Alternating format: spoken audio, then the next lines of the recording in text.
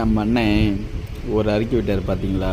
வெள்ளை அறிக்கைன்னா இப்போ ஆச்சு. இதுக்கு முன்னாடி எல்லா துறையிலையும் என்ன ப்ளஸ்ஸு என்ன மைனஸ் அப்படின்னா நான் சுருக்கமாக சொல்கிறேன்.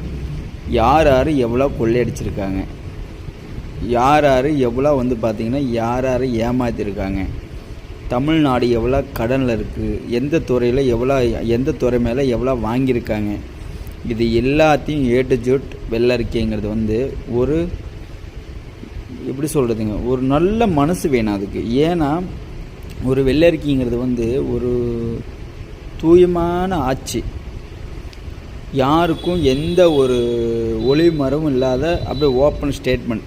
இந்த மாதிரி 14 சிஎம், நம்ம தளபதி 14வது சிஎம், இதுக்கு முன்னாடி யாராவது வெள்ளறிக்கை விட்டுருக்காங்களா?